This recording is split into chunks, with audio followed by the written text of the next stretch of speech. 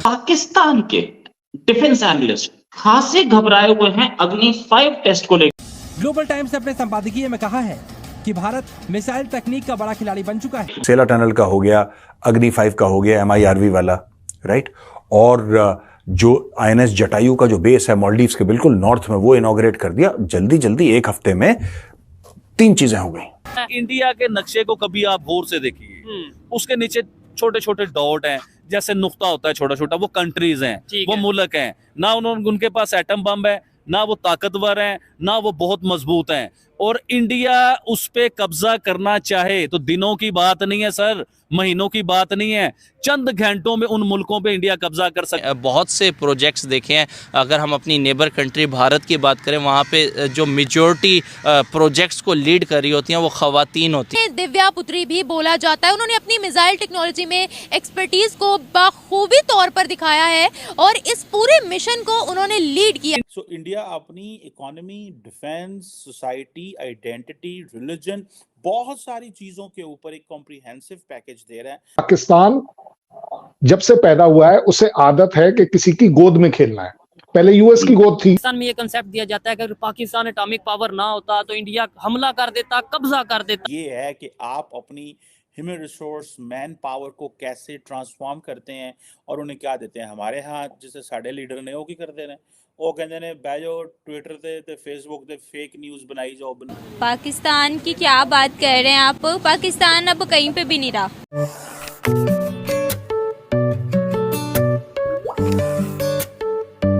नमस्ते दोस्तों, जय हिंद। दोस्तों, भारत ने कुछ दिन पहले अग्नि 5 मिसाइल का सफल परीक्षण करके पूरी दुनिया को हैरान में डाल दिया है, क्योंकि अग्नि 5 मिसाइल MRIV टेक्नोलॉजी से लैस है। यह टेक्नोलॉजी दुनिया के चुनिंदा देशों के पास है।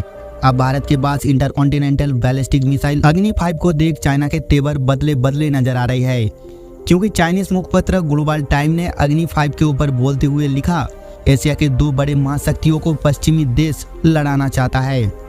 क्योंकि चाइना को भी पता है भारत ने जो अग्नि 5 मिसाइल का सफल परीक्षण किया है, इस मिसाइल से भारत किसी भी टाइम चाइना के किसी भी शहर को तबाह करने का दम रखता है। पर सबसे मजे की बात यह है कि भारत ने दुनिया को कहा कि अग्नि 5 का रेंज 7000 किलोमीटर है, लेकिन चाइनीज मीडिया ये दावा कर रहा है कि अग्नि 5 का रेंज 7000 किलोमीटर बिल्कुल नहीं है, ये 8000 किलोमीटर से भी ज़्यादा है। अब भारत झूठ बोल रहा है या चाइना, इससे हम भारतीयों को कोई फर्क नहीं पड़ता, क्योंकि जो भी हो इससे चाइना की फटी पड़ी है। थोड़ी पड़ोसियों की भी बात कर लेते हैं। पाकिस्तान के लिए अग्नि 5 बिल्कुल नहीं है, पाकिस्तान के लिए हमारे पृथ्वी और आकाश जैसे मिसाइल काफ़ी है। चलिए दोस्तों, आगे पाकिस्तानियों की रिएक्शन देखते हैं अग्नि 5 मिसाइल के ऊपर। Thank you so much.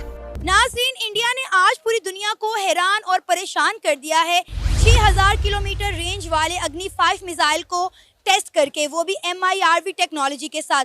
दुनिया में बहुत कम ममालिक ऐसे हैं जो MIRV टेक्नोलॉजी के साथ किसी मिसाइल को सक्सेसफुली लॉन्च कर पाते हैं, लेकिन आज इंडिया उन ममालिक की लिस्ट में शामिल हो चुका है।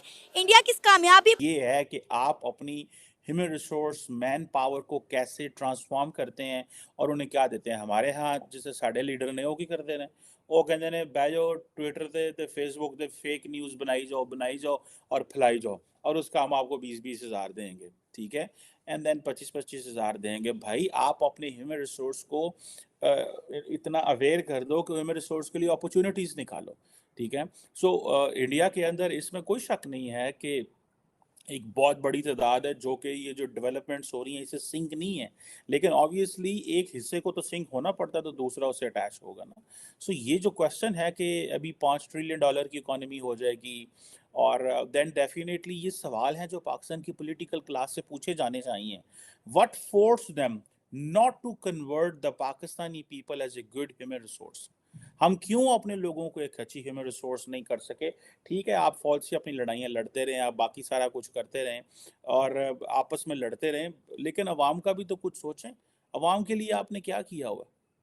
ठीक है जी, आप देखें 960 मिलियन एलिजिबल वोटर है इंडिया के अंदर, ठीक है।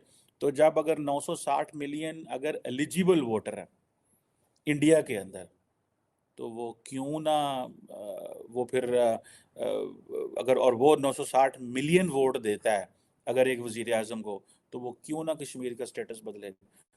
वो क्यों ना CAA क्या वो अपनी राय रखे, वो क्यों ना जो है वो करे जो उसका दिल करता है, बिकॉज उसको तो एक स्टेटस मिल गया, उसको तो ब्लैंक चेक मिल गया नरेंद्र मोदी को। और अगर इफ ही विंस अगेन, अगर वो जीत जाते हैं तो इट मींस के जो 960 मिलियन लोगों की इतनी बड़ी डेमोक्रेटिक एक्सरसाइज होगी, that will he will have, वो क्यों पाकिस्तान से बात नहीं करना चाहते, वो इसीलिए नहीं बात करना चाहते। वो खतून ने मिसाइल बनाया तो ये बहुत बड़ी बात है, ये कोई छोटी बात नहीं है कि एक खतून, देखे खतून, अब देख लें किसी भी शोबे में पीछे नहीं रह गई कि खतून ने बना लिया है। पाकिस्तान में या हिंदुस्तान में पीछे नहीं रह गई?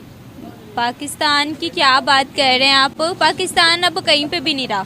पाकिस्तान को अगर हम कहें कि पाकिस्तान कहीं पे भी एग्जिस्ट नहीं कर रहा।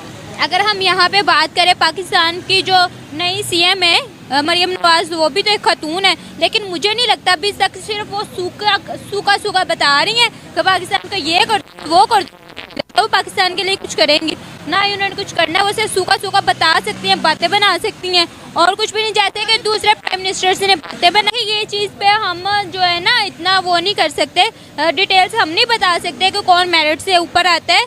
ये हमारी लक पे भी डिपेंड करता है कि हमारी लक क्या है। हम अपनी लक की वजह से भी आगे आ जाते हैं, सम टाइम हम जो है डंडी मार के भी आगे आते हैं, लेकिन पाकिस्तान हमेशा डंडी मारता। औरतें क्या मर्द दोनों।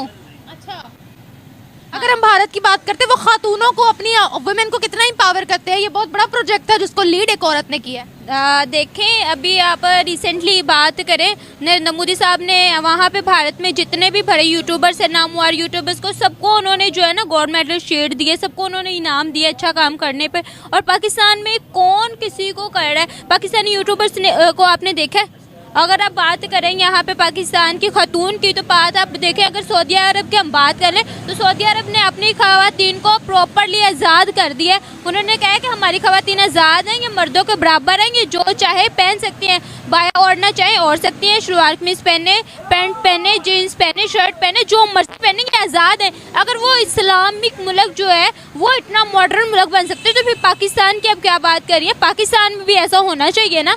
मुझे ये पता है, हमारी जितनी टेक्नोलॉजी है, made in Japan, made in China, made in America के, वहाँ खातून अपने मुल्क के लिए कैसा काम कर रही है, उनकी हुकूमत कितना उनको सपोर्ट कर रही है, वो अपने मुल्क का नाम रोशन कर रही है। उनकी टेक्नोलॉजी के बारे में आप क्या कहेंगे? हर कम्युनिटी जो है वो बराबरी का शरीक हो रही है कि इंडिया को आगे कैसे बढ़ाना है। इंडिया तो आगे है, इंडिया को कैसे हम आगे कह सकते हैं? इंडिया तो पहले सबसे आगे है। उनकी इकोनॉमी देखें, 2027 में वो तीसरे नंबर पे उनकी इकोनॉमी चली जाएगी। पाकिस्तान की इकोनॉमी को आप देखें, पाकिस्तान की इकोनॉमी की आप बात करें, 2027 तक उनकी इकोनॉमी तीसरे नंबर पर चली जाएगी। तो तीसरे नंबर पे जो चली जाएगी उसमें उनकी खवातीन का कितना हाथ होगा? उसमें मैं कहती हूँ कि अब आप कह लें कि 50% जो है ना खवातीन जो है वो आगे आ चुकी हैं, किसी भी शोबे में खवातीन पीछे नहीं रही अब।